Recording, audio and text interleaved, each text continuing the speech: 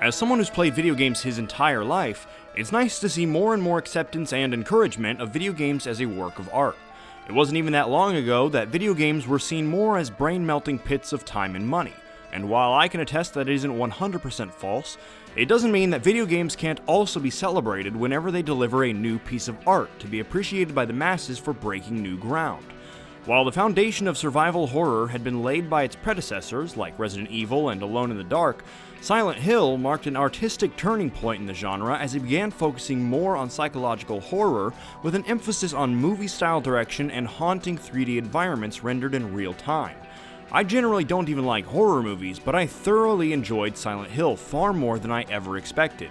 It's artistic, it's fun, it's a testament to excellent game design and pushing the limits of technology to create something exciting and new. Let me explain how all of this is demonstrated as we figure out what's so great about Silent Hill.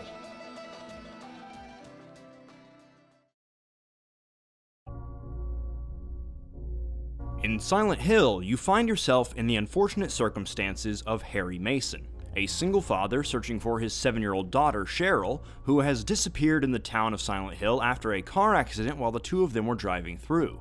Shortly after setting foot in the foggy city limits, Harry discovers some gruesome decor and is attacked by otherworldly monsters, before waking up seemingly unharmed in a local diner. Thus begins the mystery of Silent Hill's adventure and Harry's own nightmarish journey between Silent Hill's real world and, as it comes to be known, the Otherworld, a dark mirror land accessible through various points around Silent Hill. This dark opposite realm frequently portrays a grimy, torture chamber aesthetic similar to that of a Saw movie, and harbors all sorts of threats for the player. During your stay in this unsettling town, you'll come across a select few other characters whose paths intersect with Harry's on occasion, as everyone tries to piece together what's going on and why they're all here. The animations in Silent Hill's opening sequence are shockingly well made, and have still aged impressively well, considering this game's release in 1999. It's an almost confusingly artistic introduction to this game's world, but that seems to be part of the intended mysterious experience, and far from the only time the game favors cinematography over expected presentation. This is just a fun fact I discovered while working on this video, but those pre-rendered cutscenes with the impressive animations, those were all created by one man, Takeyoshi Sato, who would go on to work as an art director and producer on a few other horror titles, notably Silent Hill 2 and Luigi's Mansion 3. The unique swinging camera angles that are demonstrated very early on are really impressive. They're a little disorienting at first, but considering I've never seen another game do something like that prior to Silent Hill, I'm okay with sacrificing a little smoothness during safe sections in exchange for a more cinematic experience. After a couple hours of familiarizing yourself with this early form of a 3D point of view in gaming, it becomes pretty evident that this camera is also way ahead of its time. There are still games to this day that have subpar or worse camera systems, when that was an acceptable excuse in the late 90s. But once you get used to the fact that the camera generally moves on its own, then the game becomes an even more cinematic horror experience than even Resident Evil could deliver. The story is also a bit more entertaining to listen to than in Resident Evil, but that may mostly be due to even marginally better vocal performances. The camera angles during dialogue are very clearly storyboarded to provide a theatrical experience as well. Another aspect of Silent Hill's visual design that has to be applauded is the lighting, which I'd say was also well ahead of its time. Dynamic lighting was by no means commonplace in 1999. Silent Hill is one of those games that really found a way to make the vision of their game fit the limits of the hardware, because obviously the PlayStation wouldn't be able to render that same level of detail throughout a whole visible town all at once, so weather, lighting, ambient effects, and smaller environments were all utilized to create a believable environment in which very little could be seen at a time, focusing all of the PlayStation's processing power on the quality of your immediate surroundings.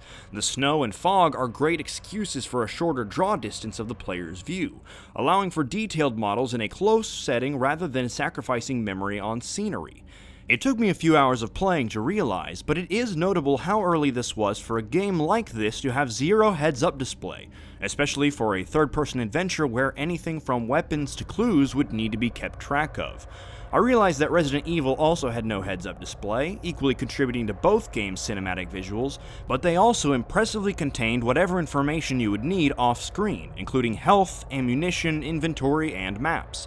This aids Silent Hill even more than it did in Resident Evil, because this clean display allowed for smooth transitions between stationary or moving cameras, and these closer, third-person environments could be taken into a much more detailed degree, providing an experience not unlike any other good horror movie. In fact, it's no wonder this game inspired a theatrical recreation just a few years after release. As this character, Harry, is just some average guy, he doesn't have any specific on-hand weapons or expertise thereof, so every weapon has some sort of drawback, whether that be damage, ammo available, or proximity to your enemies. That's not to say you won't have a few tools at your disposal to keep yourself safe. First is the notorious flashlight system, which has now become a staple of the survival horror genre, being adapted into slightly different mechanics to fit a game's aesthetic, from flashlights to torches to cameras. The radio Harry keeps on hand also emits a static sound when monsters approach you, even if you can't see them yet. This allows you to prepare yourself and check your health and weapons should you suddenly need to defend yourself. An amazing factor of Silent Hill's gameplay is the ability to move at your own pace. A lot of horror games make you move really slowly if you're in some sort of typical haunted building in order to force a sense of helplessness. Sometimes even when you can run, if it's a first-person horror game, it feels like that sort of running you have in your dreams, where you're exerting a lot of effort but not really getting anywhere. With your freedom of movement in Silent Hill, the suspense comes from the situations and scenarios themselves, not your inability to do something about it. Many of your general enemies don't even have to be fought, and can be lost when chasing Harry if you manage to get far enough away and subvert their maneuvers. The ability to move freely throughout the streets of Silent Hill also gives far more space for these sorts of encounters. Even considering the restricted visibility in this game's setting, the large environments with general free-range areas for the player feels really impressive, considering the era of this game's development, and the fact that other famous city exploration aspects of games like Grand Theft Auto 3 were still a couple years and some substantial hardware strength away. One side note, the game's controls are entirely rebindable, as in you can assign your own key inputs to the actions in the game, something that is still not commonplace on console games to this day, let alone on the original PlayStation. Of course, it doesn't really affect too much, but it's a level of accessibility that should always be applauded when being worked into a game's user experience. The puzzles in Silent Hill are definitely more riddle-based than the usual puzzle adventure games ranging from Resident Evil to Tomb Raider.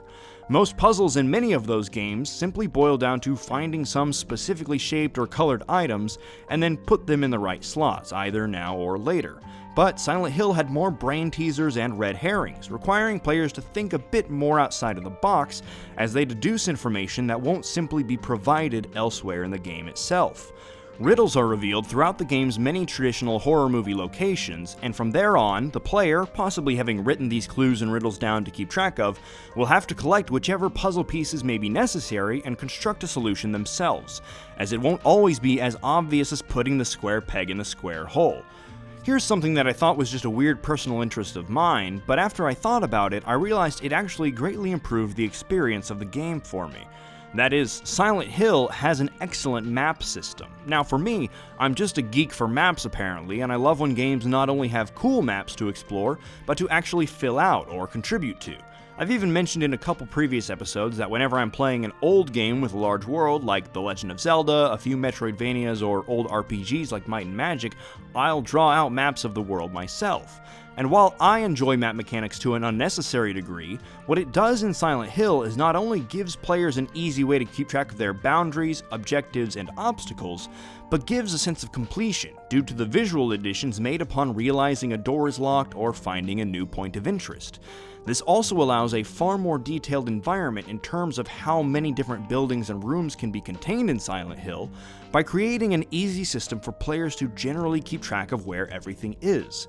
This is a lot like the map system in Metroid Prime, which indicates yet to be accessed areas of the game's world, as well as which doors and paths are currently accessible to you or still need to be opened some way. Additions are made to your town map after different story points or objectives are reached. Whether or not you can go through certain doors is jotted down on your map. Even without drawing attention to it, the game will add little markers to the map based on the information you gather while playing, so that you can remember where certain buildings or obstacles are without having to write it down or remember on your own.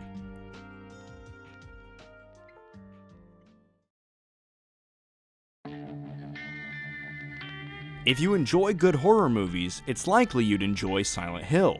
You know what, even if you don't like horror movies, you still might be able to appreciate the entertainment value in Silent Hill as you would in any high-quality video game.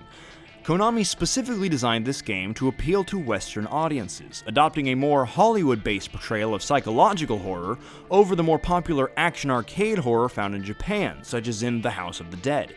This less action-oriented approach to gameplay and story development allowed the final product to be far more accessible for players who just wanted a good, creepy experience. More than scary, I would just say this game is unsettling, as it clearly intends to be. Silent Hill is a great demonstration of the power of negative space and fear of the unknown. Not once while playing this game did I mourn the absence of expanded sightlines, as the weather and darkness greatly contribute to an experience that is even still present in some of the later survival horror games like The Last of Us. The camera angles, the lighting, the lack of lighting, the visual direction in this early survival horror title clearly set new standards for not only games trying to scare their players, but games trying to impress as well. Excitement doesn't have to come from blood-pumping speed and action. Sometimes silence, darkness, and confusion can lead to a good time, or rather, an intentionally bad time. That is what's so great about Silent Hill.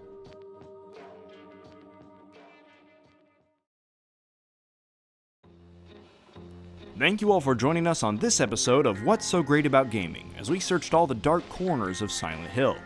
Make sure to tell us what you think about Silent Hill, or even suggest a game for another video. If you want to help in supporting the channel, or maybe check out some bonus content, consider checking out our Discord, Twitch, or Patreon. Links for all of those are in the description. If you want to hear what's great about another game, check out the link to our last episode, Doom, on screen or in the description as well. And please take the time to subscribe to be involved in the discussions here.